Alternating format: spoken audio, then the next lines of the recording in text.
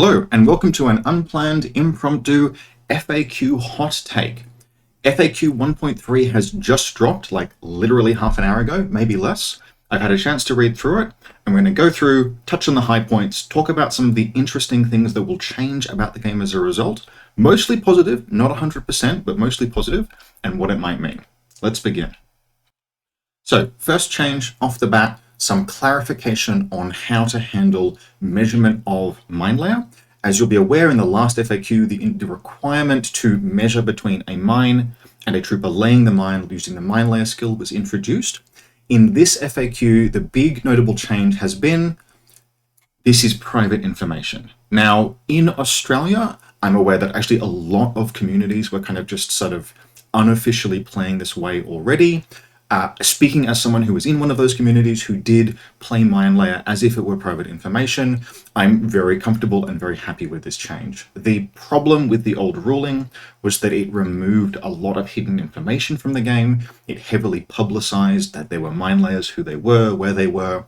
And even with the interim ruling that existed, that you didn't have to say which one was the mine layer, for practical purposes, the requirement that mines be deployed legally was really, really good. The requirement that that information be public, which kind of was in the absence of any other information, was bad. So this basically is a fantastic change.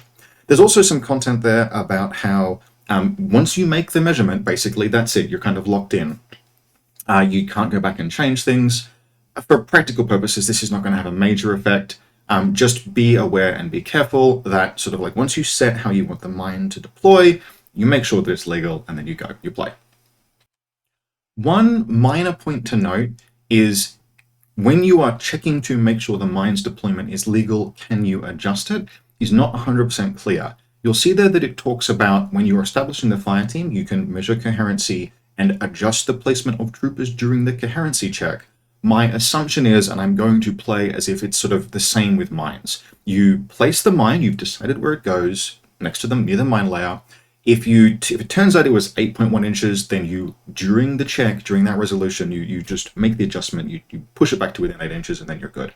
And then it is set. So for practical purposes, I wouldn't be too concerned about that. Overall, this is a fantastic change. It reintroduces a very interesting and useful hidden information back into the game, which I really like because Infinity thrives on hidden information, and we have less of it in N4. There's also some clarity there about how to handle things like Sepsitor and taking wounds in the same order. Totally fine. All right, here is the next massive one and easily the most contentious. How are jump and climb movement measured? This is not really an FAQ, this is an errata. This is a big change to how jump and climb is handled. How it works now is that you measure your movement, but you begin the measurement of the movement from any part of the trooper's silhouette, and you can vault during jump or climb movements. The latter was an extremely popularly requested change because super jump over parapets was almost impractical, almost impossible for like speed 4 infantry, and now is much, much easier. This is also, effectively speaking, this is also a big increase to the mobility of basically any trooper of any sort declaring jump and climb skills, but is especially a significant mobility increase the bigger the trooper is. I think proportionally the biggest change is to Silhouette 6 models based on just sort of like actual ability to get onto rooftops, but we have to talk obviously about tags. Tags are the tallest models in the game. Tag jumps will now reach some pretty significant heights. This is the most contentious change that I have seen discussions about already. And it's that sort of like nominal buff to tags that is the most concerning. Now, my personal observation is, and I'm just going to share something here, I think I've been playing climb wrong for some time because at some point the way climb worked was that you just measured vertical distances and then you placed your trooper at, if you made it to the roof, you placed your trooper on the roof, effectively gaining free horizontal movement. That, I'm told, is not the case more recently. I may have been playing it that way for some time. The difference between that and how tags can now jump and climb is almost negligible. It's about half an inch of extra maximum height that you can reach in a single order. So from that perspective, I can tell you, do tags reach rooftops? Yes. Is it potentially really strong when a tag reaches a rooftop? Yes. Are they now very occasionally going to do it in one order less than they did before? Yes, but very occasionally. Is that a massive buff? I don't actually think so. It is a buff to Silhouette 7 models, which are tags, which means that it is a buff to one of the game's, generally speaking, most dominant and cost-effective pieces. But that's sort of like, that feels like it is the externality or the price for a buff to all Super Jump models and Climbing Plus models, which I like because I love those skills. Now, it is especially a buff to Zeodrons, Guija, and Seraphs, who combine the tag silhouette size that you can now measure from when conducting your movement with native super jump skills. The tick belang as well, obviously, with Climbing Plus, but it's the super jump models that especially benefit. And those were kind of, those super jump tags were the worst. They were weak for cost. And I kind of want to play a Guija now, just to see. As with any mobility change, this is going to have an effect that is table dependent. I am cautiously optimistic, but this is probably the cause of the most concern for people who are inclined to be concerned. So try this out, see how it works, pay attention to what it buffs, what it doesn't buff, what changes it makes. As players, we should always be watching for and against fire lanes from rooftops. High ground in Infinity, N4 is natively powerful. This doesn't change that. If you weren't already thinking about plunging fire from rooftops, now is a really good time to start. But this especially, I am super keen to see how this affects games. And if people who watch this video have a chance to play some games, let me know if this changes anything. Here we have a couple of small clarifications. How does explode work if you couldn't actually block because there was a friendly trooper in the zone of explosion area? You still explode, you just don't have an impact template, you are taken straight to dead. The only model that this significantly affects is Fiddler's jackpots. She can now no longer cluster her jackpots in order to prevent explosions if she wanted to repair them. Very small change, useful clarification. There's also some stuff around how hidden deployment and hollow echo states work. The TLDR is kind of exactly how everyone thought, which is great. Like, the answers here are really good. If you need this question answered, you've now got it. Fantastic.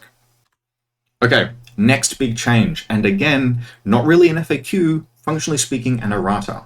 What happens if a peripheral or their controller enters the isolated state? The peripheral becomes disconnected. This is not something that existed to date in N4. This is an N3 artifact that we've returned back to the game. Also to note, can a peripheral in a disconnected state activate? No. Again, that was a change. This is a reversal of a change that was made in N4. In N4, the simplification of peripheral rules basically mean that peripherals always activate when their controller spends an order. So if their controller is isolated, then when that controller activates, the peripheral activates with them, but that's the only order that can be spent. This is how it existed previously, and isolating a peripheral did nothing because peripherals weren't the ones spending orders. This reintroduces disconnection of isolated peripherals or of peripherals with isolated controllers. For practical purposes, this is a small but significant nerf to puppet bots. Puppet bots were already hackable. Now they can be hacked with Oblivion to turn them off. You will typically choose to Oblivion a puppet bot rather than trying to isolate them with Carbonite. It is marginally easier to do so, but really only marginally. And in particular, it's obviously much harder for puppet bot to recover itself from an isolated state. In fact, it's impossible. Once isolated, it's impossible for puppet bot to recover itself from the isolated state. It also means that things like jammers and in some rare cases ferroware, most peripherals have structure. So Eraser is not going to affect most peripherals, just like Toha ones. But jammers are now much more potent anti-peripheral tools in the event that peripherals are something of a scourge. I have kind of like no strong opinion on this. I like using peripherals. This is a minor nerf to them, but the game benefits generally from having counterplay to things that are strong, and peripherals are absolutely strong. They are a means to cheat the usual 15 trooper model, 15 trooper count to get additional models into your army. Any just sheer model count will always be powerful because the investment it takes to kill a single trooper on the board, a single model on the board, usually outweighs the value of that trooper or the resources spent to kill them. So yeah, some defensive tools against peripheral-based attacks now exist in the game. It's a cool little interplay. I like it. Thumbs up. There is also some clarification on this page around fireteam bonuses. Fireteam composition bonuses are private. This really only interacts with holomask troopers. And I want to kind of emphasize here that the hot second you ask someone, hey, how strong is that fire team, or what are the bonuses that fire team is getting, and they give you, that's private information and I'm not going to tell you, fuck off, right? Fuck off with that. This now enters the same space as how many points is that Alguacile? The answer, right, the technical answer is Alguaciles with combi rifles cost 10 points and 0 SWC, unless they're a lieutenant, in which case they cost 1 SWC. That Alguaciles points cost and SWC cost is private information. We will just continue to talk about what fireteam bonuses are as and when we need to know them. And yeah, the one occasion when the rare small number of holomask troops are hiding inside fire teams that affect the composition bonus when we go to resolve things, we now know how to do so. This is not a significant change, and it is in line with how all of the rest of holomask works, so I like it. Also on this page, down the bottom, little stinger in the tail, can you stack enhanced reaction with fireteam burst pods? Yes, you can get burst 3 in ARO with, for example, a Dakini. Is this broken? No. Not only is it order intensive, right, because you can't put multiple support wares on one trooper. So if you have a Dakini sniper in a link team, that's a good piece, in case anyone wasn't aware. Linked Dakinis are excellent, one of the best pure cores in the game. You can give them marksmanship to make them even better. You can also now give them enhanced reaction, but you can't give them both. Now, it will be possible to do things like take 2 Evo hackers and have one Dakini that is dedicated to ARO fire and one Dakini that you're going to give marksmanship to. But if an ALF player wants to spend 30 SWC, 30 points and 1 SWC in addition to their Dakinis, like, this is fine. This is one of those things that caused contention when people sort of first figured out that you could do it, right? The fireteam rules changed, and there was this significant change in the fireteam rules. It removed the old thing about not stacking those burst bonuses. Now you can. It's interesting. Are OSS going to be powerful? OSS were already super powerful, and for reasons beyond just the Dakini fireteam. I am interested to see if my opinion changes as I play against this more. Am I going to be salty? Probably not. I generally didn't try to fight supportware enhanced core linked Dakini snipers with a gun if I could avoid it. Like, that was usually something that I tried not to do. Even if those models had marksmanship, fighting them was an absolute tick within a face-to-face role, right? The fact that their odds will marginally, very marginally increase as a result of having that burst, maybe stacking the ballistic skill increase from the Asparis, is not going to significantly change how I approach them, but it is super interesting. All right, next big change. I love this one. Line of fire. Wait, never mind. I'm completely wrong. It's coming soon. 1 second. Oh, quick note here. You can't optionally reduce your burst except by giving up optional burst modifiers. That's fine. We sort of had to know how to use that. You've got to fire your full burst. Cool. Okay, I've jumped ahead to the line of fire thing I thought we were going to be talking about. Here it is. Really big one. Skills. Skills can only be declared from a position the trooper has already been in or moved through during the current order. You can't declare a skill from a position you haven't reached yet. This shouldn't have been a big change. Speaking, again, purely personally, when the order, execution, and resolution sequence changed and people were like, oh shit, I can declare CC attack plus move with my Uberfall commando in smoke and totally fuck the order sequence in a way that functionally denies any agency over your AROs. That didn't seem like it was intended, and the rules frankly didn't seem like they were ever meant to support that kind of interaction. It was pretty clear to me, personally, how it worked. Locally, everyone in Australia that I know has been playing this way for since the last FAQ. So this is not actually materially a change to me personally. So as you can probably guess, I'm really happy to see it. The shenanigans, etc., that came from that, some of them were tolerable, but I have this test that I have for rules. And that is, if explaining a rules interaction to a new player causes them to look at me as if I betrayed them when I introduced them to this game, that rule probably needs to be changed. The stealth interactions in N3, where you could use them to deny player agency, were one of those things. May they rest in fucking peace. And this was one of those things as well. Trying to explain, even just hypothetically, because I never used the interaction, how, like, for example, the Uberfell Commando Putnik CC into move interaction worked, produced that kind of response. So rip that fucking interaction. The game is now back to being played how I have expected it to be played for like the last months and months and months. Super happy with this one. Very good change. Significant reduction in jank that is mechanically uninteresting. Really, really big fan.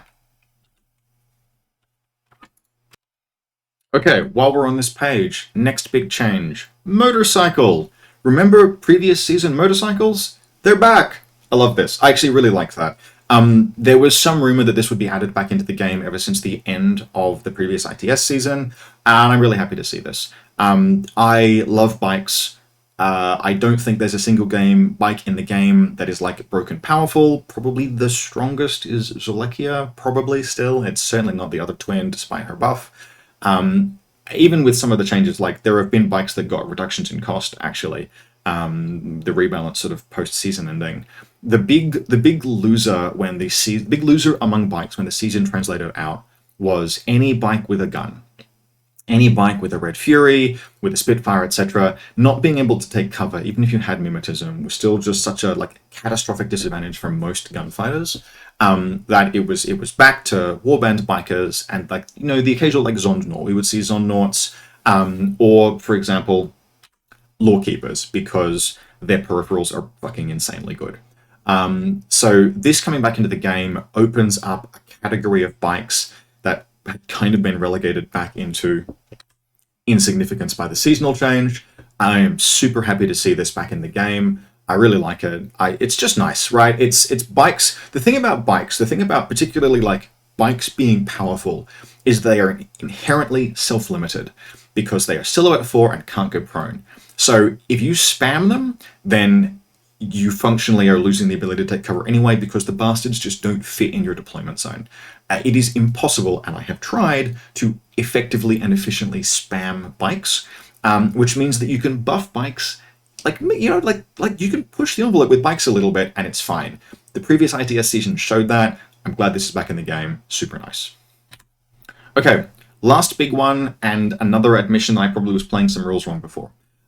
Fire team orders, effects of bullet point 2. Blah blah blah blah blah blah blah blah blah. Stealth. So what does this actually do?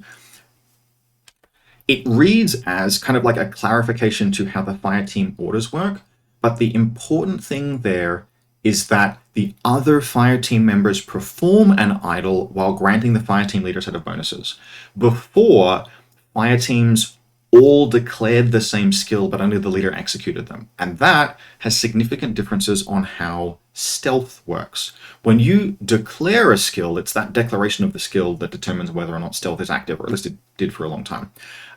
Now they are declaring idle. So this means that if you have a set of troopers in a link who have some stealth and some not stealth, so long as the ones that have stealth aren't leading the fire team, then they will never break stealth. You will not be able to ARO against them because all they are going to do, typically speaking, is whatever movement skill the team declares and then an idle. So they're not going to be hackable, they're not going to be jammable, etc., unless you have some means of circumventing stealth, i.e. Sixth Sense.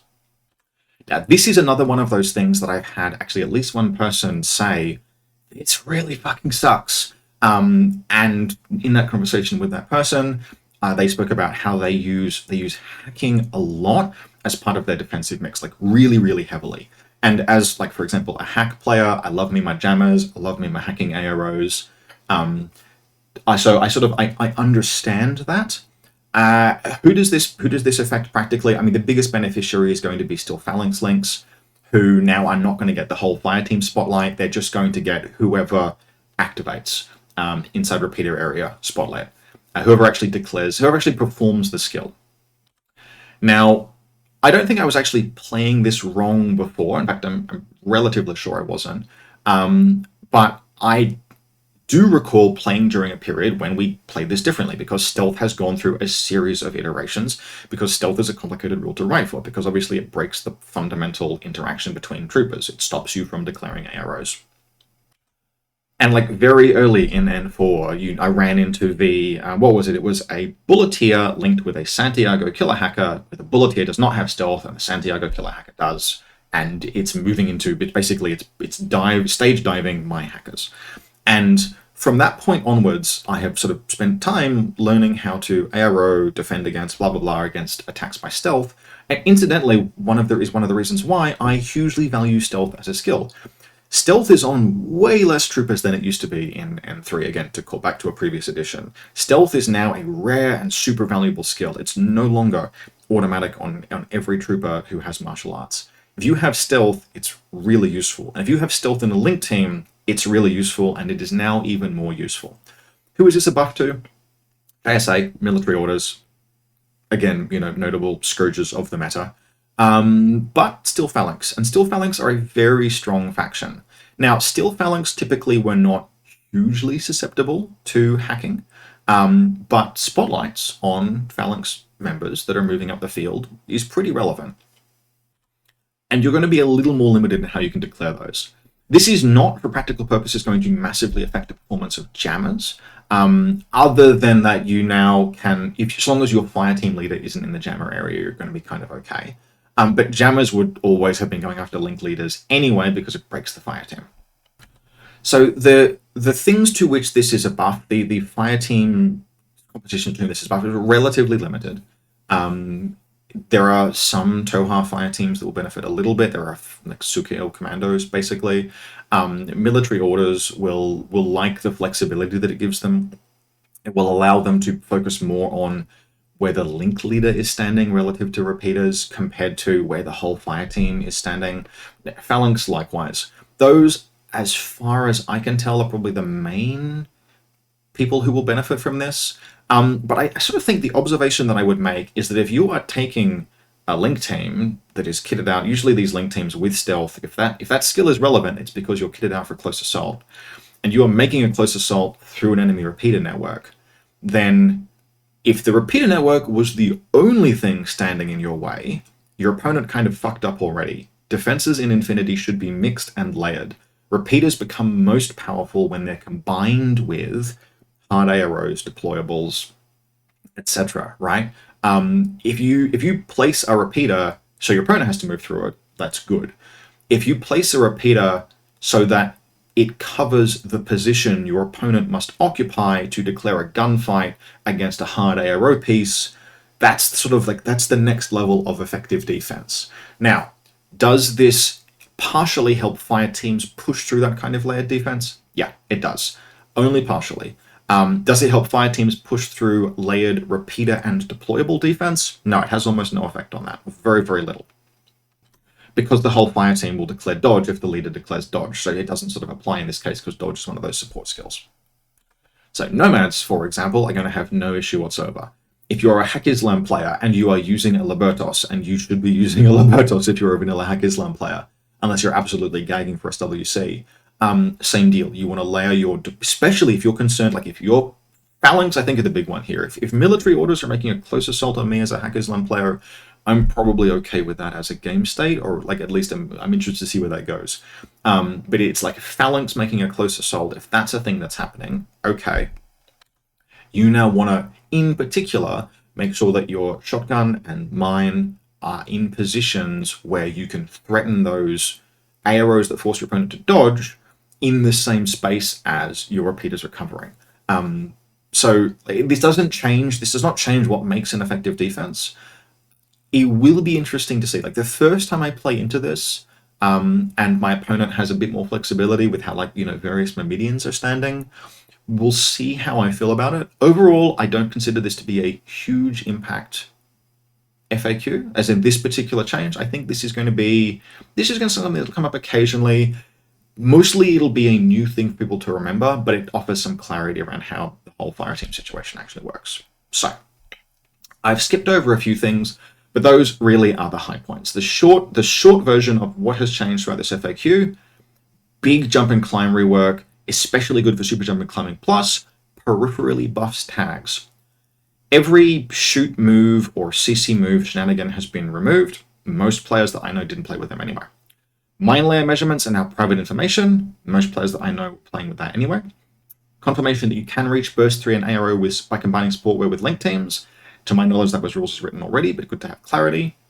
Motorcycles now gain impetuous, so now I can now give up impetuous, which I fucking love. And synchronized models now once again suffer from being isolated, which I think probably introduces some interesting and reasonably intuitive complexity to the game.